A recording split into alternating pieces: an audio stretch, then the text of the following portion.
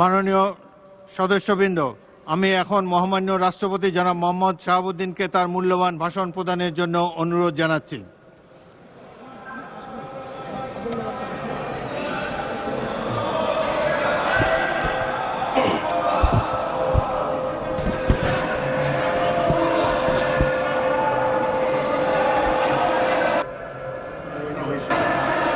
মাননীয়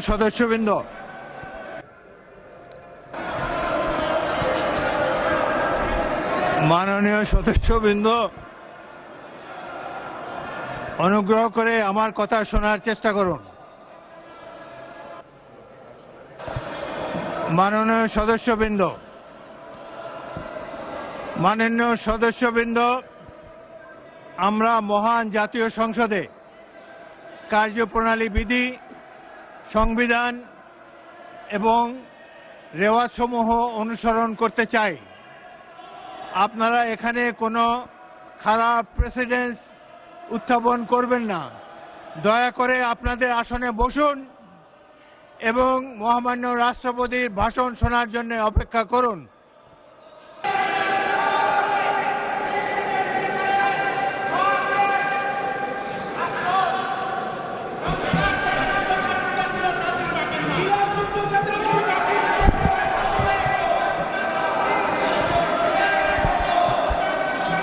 মাননীয় সদস্যবৃন্দ, সংসদের শৃঙ্খলা রক্ষা করুন।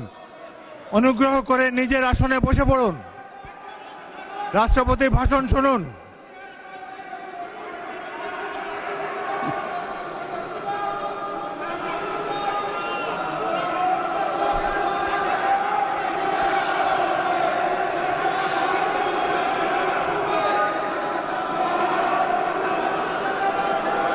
বিসমিল্লাহির রহমানির রহিম।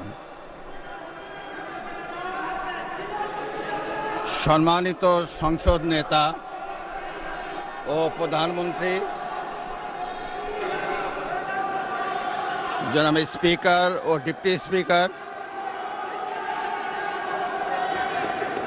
হিজ এক্সেলেন্সিস,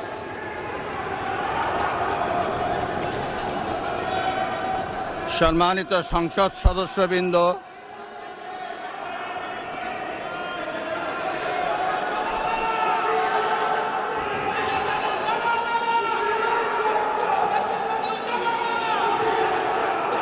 আমন্ত্রিত অতিথিবৃন্দ,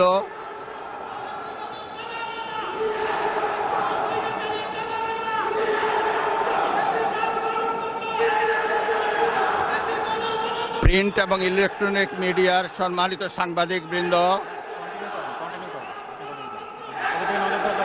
আপনাদের সবাইকে জানাই আন্তরিক অভিনন্দন ও শুভেচ্ছা।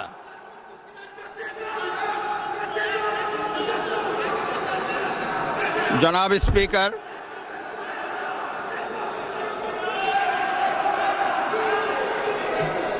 ত্রয়োদশ জাতীয় সংসদের এই উদ্বোধনী অধিবেশনে বাংলাদেশের ইতিহাসের এক ঐতিহাসিক মুহূর্ত। হাজারো শহীদের রক্তের সিঁড়ি বেয়ে দীর্ঘ ১.৫ দশকের ফ্যাসিবাদী শাসনের অবসানের পর একটি শান্তিপূর্ণ, অবাধ, সুষ্ঠু ও নিরপেক্ষ নির্বাচনের মাধ্যমে নির্বাচিত প্রতিনিধিদের নিয়ে এই মহান জাতীয় সংসদের যাত্রা শুরু হয়েছে। ত্রয়োদশ জাতীয় সংসদ নির্বাচনে অংশগ্রহণকারী সকল রাজনৈতিক দল এবং এই নির্বাচন আয়োজনের সঙ্গে সংশ্লিষ্ট সকলের প্রতি আন্তরিক অভিনন্দন। অবাধ, সুষ্ঠু ও নিরপেক্ষ নির্বাচন আয়োজনের জন্য নির্বাচন কমিশন, মাঠ প্রশাসন, আইন শৃঙ্খলা রক্ষাকারী বাহিনী সহ প্রজাতন্ত্রের কর্মচারীদের নিরলস পরিশ্রম এবং নির্বাচনে অংশগ্রহণকারী সকল রাজনৈতিক দল ও ব্যক্তি, আন্তরিক উদ্যোগ এবং সাধারণ জনগণের স্বতঃস্ফূর্ত অংশগ্রহণ গণতন্ত্রের ইতিহাসে একটি উজ্জ্বল দৃষ্টান্ত হয়ে থাকবে। বিএনপির চেয়ারম্যান জনাব তারেক রহমানের নেতৃত্বে বর্তমান জাতীয় সংসদে বিএনপি ও সমমনা দলগুলোর ২/৩ বেশি আসনে বিপুল ভোটে জয়লাভ করেছে।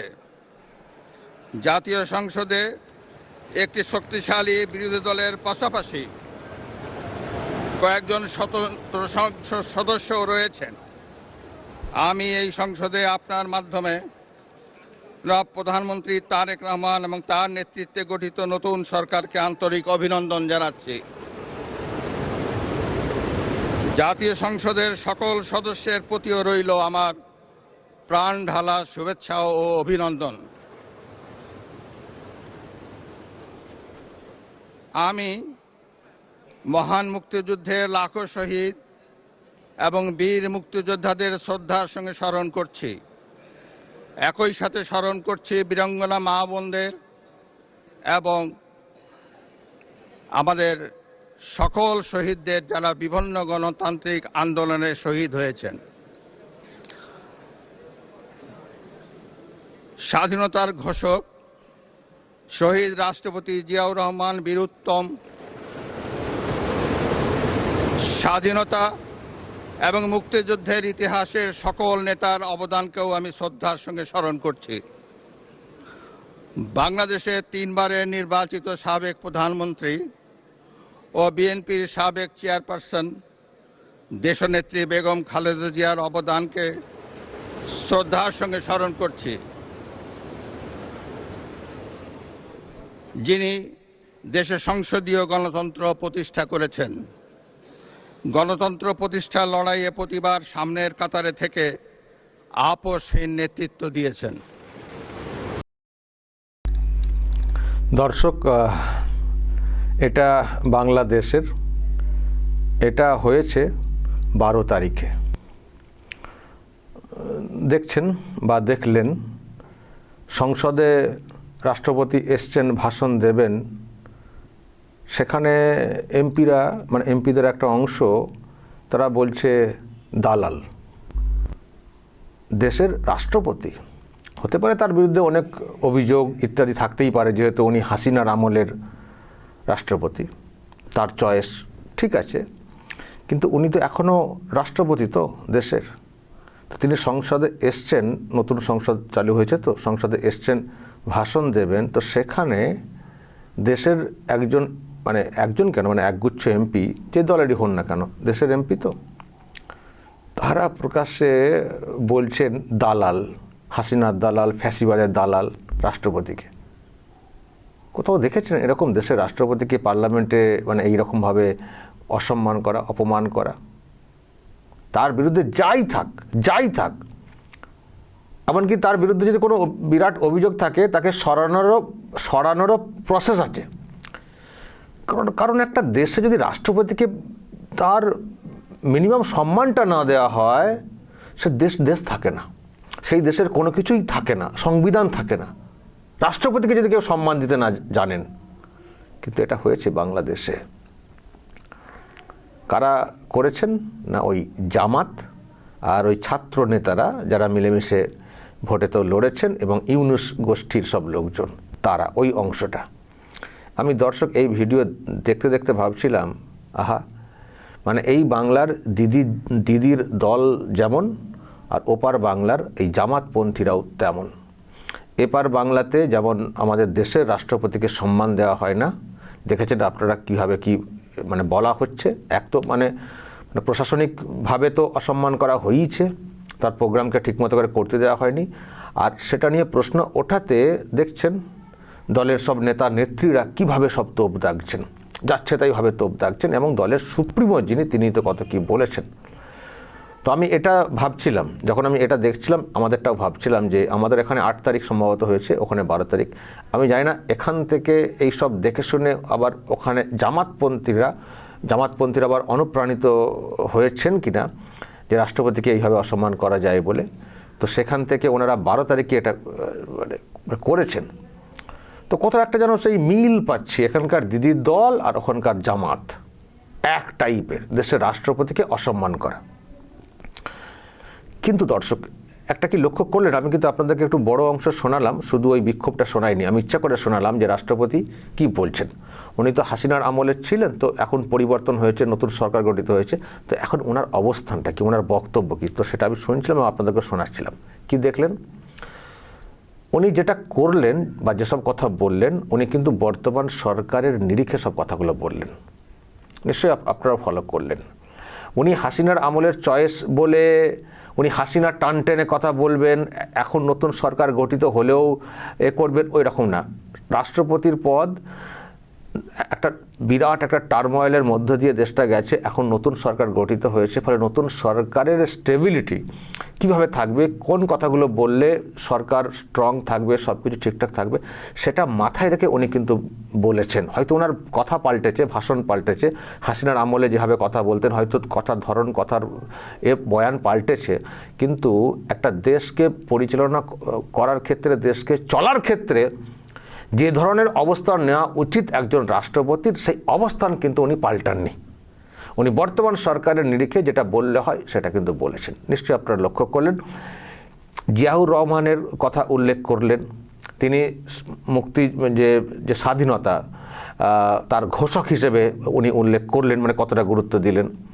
উনি খালেদা জিয়ার ব্যাপারে কথা বললেন, এমনকি উনি গত যে সরকারটা গেছে হাসিনার সরকার, তারও খানিকটা কিন্তু সমালোচনা একটা লাইনে হলেও কিন্তু করেছেন, ফ্যাসিবাদী কথাটা উনি বলেছেন। ফলে নতুন সরকার গঠিত হওয়ার পরে একটা অন্য ভাবনা নিয়ে যেহেতু একটা সরকারটা এগোচ্ছে, সেটাকে চলার ক্ষেত্রে যেগুলো যা বলার সেগুলো বলেছেন, এবং এটাও দেখলেন তারেক রহমান এবং ওনার দলে আরও যারা ওনার বক্তব্য শুনে তারা কিন্তু টেবিলে চাপড়েছেন।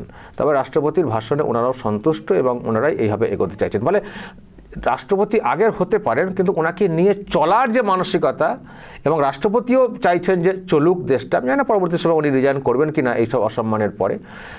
তো এটা একটা নতুন ভাবে কিন্তু আমরা দেখছি। এখান থেকে আমরা কি বুঝছি? এখান থেকে আমরা এটুকুই বুঝছি যে বিএনপির সম্পর্কে হয়তো অভিযোগ আগে অনেক কিছু ছিল, কিন্তু বিএনপি ক্ষমতায় আসার পরে যেভাবে দেশ সরকারটাকে নিয়ে যাওয়ার চেষ্টা করছে, এটা কিন্তু একটা গণতান্ত্রিক সিস্টেম, একটা গণতান্ত্রিক সিস্টেম। যে ঠিক আছে, আগের সরকার, আগের শাসকের সম্পর্কে প্রশ্ন ছিল, তাকে উৎখাত করা গেছে, তারপরে ভোট হয়েছে, ভোটে আমরা এসছি, কিন্তু আমরা এসছি মানে এই নয় যে অতীতের সব কিছুকে ভেঙে দাও, গুড়িয়ে দাও, যেটা ওই জামাতপন্থী শাসক এই ছাত্র নেতারা সব করেছেন না। মুজিবের ঘর ভেঙে দেওয়া, স্মৃতি ভেঙে দেওয়া, মূর্তি ভেঙে দেওয়া, তার কিছু রাখবো না, নাম পাল্টে দেওয়া, স্টেডিয়ামের নাম পাল্টে দেওয়া, যে কী সব এয়ারপোর্টের নাম পাল্টে দেওয়া, এই যে বিষয়টা। আমি আরেকটা বক্তব্য শুনছিলাম দর্শক তারেক রহমানের, আমি আপনাদেরকে সেটা শোনাতে পারছি না। উনি কিন্তু মুজিবুর রহমানের কে সম্মান দিয়ে একটা বক্তব্য আমি শুনছিলাম। উনি এক জায়গায় বলেছেন, মরহুম মুজিবুর রহমান, মরহুম মানে যিনি মারা গেছেন, প্রয়াত, তার মুজিবুর রহমান, এবং তাকে শ্রদ্ধা জানিয়ে একটা কথা, আমি ঠিক এক্সাক্ট লাইনটা আমি বলতে পারছি না, উনি কিন্তু একটা বক্তব্য রেখেছেন একটি জায়গাতে। ফলে মুজিবুর রহমানকে ওনারা কিন্তু অস্বীকার করছেন না, তারেক রহমানরা, এবং মুক্তিযোদ্ধাকেও ওনারা কিন্তু অস্বীকার করছেন না। বাংলাদেশের গঠন, স্বাধীনতা, সেটাকে কিন্তু ওনারা অস্বীকার করছেন না। যারা মুক্তিযোদ্ধা ছিলেন, যারা মুক্তিযুদ্ধে বলি হয়েছেন বা লড়াইটা করেছেন, তাদেরকে ওনারা সম্মান দেন। কিন্তু যে অংশটা এই হাসিনাকে সরানোর পরে দেশে একটা বিরাট মাতব্বরি করছিল, তারা তো মুক্তিযুদ্ধটাকেই অস্বীকার করছিলেন, ওই সব ছাত্র নেতারা বা জামাতপন্থীরা, তারা তো অস্বীকার করছিলেন, তারা তো ওই স্বাধীনতাকে স্বাধীনতা হিসেবে মানছিলেনই না। তারা এই 24 সালের এটাকে স্বাধীনতা হিসেবে মানছিলেন, বা তারা নতুন করে নতুন সংবিধান রচনা করবেন, এই করবেন, সেই করবেন, তারা বলছেন। কিন্তু বিএনপির আমি যা ভূমিকা দেখতে পাচ্ছি, তারা এটাকে জাস্ট একটা পালাবদল হিসেবে নিচ্ছে, যে আগে একটা সরকার ছিল, এখন পালাবদল ঘটেছে, পালাবদল ঘটার পরে সরকার গঠিত হয়েছে, সরকার এবার দেশকে নিয়ে এগিয়ে যাবে। তারা কিন্তু ওই রকম মুক্তিযুদ্ধকে অস্বীকার করা, মুজিবকে অস্বীকার করা, বা মুজিববাদ বলে যেমন সব চলছিল না, সেইগুলোকে একেবারে করা, এটা কিন্তু তারেক রহমানের ক্ষেত্রে দেখছে না। এটা খুব পজিটিভ একটা সাইন। পালাবদল ঘটেছে, ঠিক আছে, ওরা ক্ষমতায় ছিল, অনেক অভিযোগ ছিল, আমরা এসছি, আমরা দেশকে এগিয়ে নিয়ে যাবো, কিন্তু সব কিছু অস্বীকার করে দেবো, দেশের স্বাধীনতা, দেশের জন্য বলিদান, এটা না। ফলে যেটা আমরা সেই সময় মনে করেছিলাম, এবং আমরা দেখেছি ভারতের তরফ থেকেও একটা রিয়াকশান গেছিলো, যখন তারেক রহমানরা একটা বিরাট সংখ্যায় নাম্বার নিয়ে যখন জিতলেন, কারণ ভারতও যেন কোথাও বুঝেছিল যে আর যাই হোক, ওই জামাতপন্থী ছাত্র নেতারা যারা সারাক্ষণ ভারতের বিরুদ্ধে হুঁশিয়ারি দিয়ে যাচ্ছিলেন, ওদের হাতে অন্তত দেশটা গেল না। ফলে সেই জায়গায় একটা অন্তত অতীতের দেশ চালানো একটা দলের কাছে এই দেশটা পড়লো, বেটার হবে, মানে যেটা যাচ্ছিল, যেটা চলছিল তার থেকে বেটার। সেই জন্য দেখবেন তারেক রহমানের সঙ্গে ভারত সরকার একটা সুসম্পর্ক রেখে চলছে এবং সাহায্য সহযোগিতা যেগুলো করার সেগুলো দেখবেন করছে। ওদের ডিজেল পাওয়া যাচ্ছে না, সেটাও ভারত সরকারের কাছে অ্যাপিল করা হয়েছে, অলরেডি পাঠানো হয়েছে, আবার আরও নাকি বিবেচনার ব্যাপারটা রয়েছে। ফলে ভারতে চাইছে যে বাংলাদেশ যদি সমঝোতা করে চলার চেষ্টা করে তাহলে আমাদের ভালো, কারণ ওদিকে পাকিস্তান তো আবার ভাঙিয়ে নিয়ে তাদের একটা ফায়দা তোলার চেষ্টা করে না ভারতকে অ্যাটাক ইত্যাদি করার ক্ষেত্রে। ফলে বাংলাদেশ যদি সমঝোতা করে চলে ওদেরকেও আমরা সাহায্য করব, ওদের মঙ্গল, আর আমরাও কোথাও একটা এদিকটাও শান্তি শৃঙ্খলা বজায় রেখে চলতে পারবো। ভারতের ভাবনা থেকে একটা হয়তো ভাবছে। তবে বিএনপিকেও আরও প্রমাণ দিতে হবে, যে তারা সত্যি সত্যি ভারতকে ঠিক মতো করে দেখবে কিনা, নাকি এদিক থেকে সুবিধা নেবে আবার ওদিক থেকে ছুরি মারবে, সেটাও লক্ষ্য করতে হবে। তবে আগামী দিনে সেটা আমরা নিশ্চয়ই বুঝতে পারবো। কিন্তু আপাতভাবে যেটুকু দেখছি তারেক রহমানের ক্ষেত্রে অন্তত ভারত বিদ্বেষী বিরাট একটা মনোভাব সেটা কিন্তু দেখছি না। আর হাসিনা করে ওই জামাতপন্থীরা যেভাবে রোজ চিৎকার করতেন বিচার চাই, ফাঁসি চাই, এই চাই সেই চাই, সেটাও কিন্তু বিএনপির তরফ থেকে ওইভাবে দেখছি না। আমরা কিন্তু এটাও শুনেছিলাম যখন ওই মানে আওয়ামী লীগ হাসিনার দলকে ব্যান করা হলো, ওই ইউনুসের লোকেরা জোর করে করলেন, তখনই কিন্তু এই বিএনপির তরফ থেকে প্রতিবাদ করা হয়েছিল। বলা হয়েছিল না ব্যান কেন হবে, ব্যান কেন করতে হবে, ভোট হবে, ভোটে যাওয়া হবে। ফলে এরা না অনেকটাই মনে হচ্ছে যে গণতান্ত্রিক সিস্টেমে চলার পক্ষে।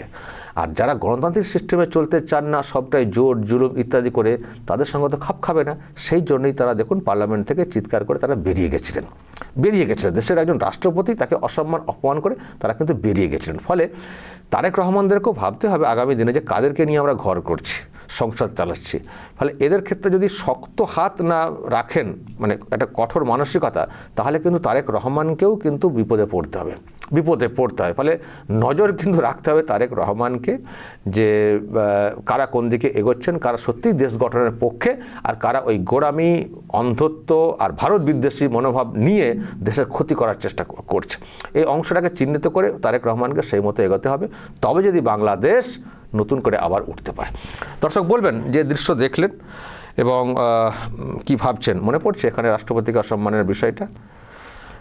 যা আপনাদের উপলব্ধি হচ্ছে দর্শক অবশ্যই বলবেন, যা বলার বলবেন কমেন্ট বক্সে। নজর রাখবেন আরামবাগ টিভিতে।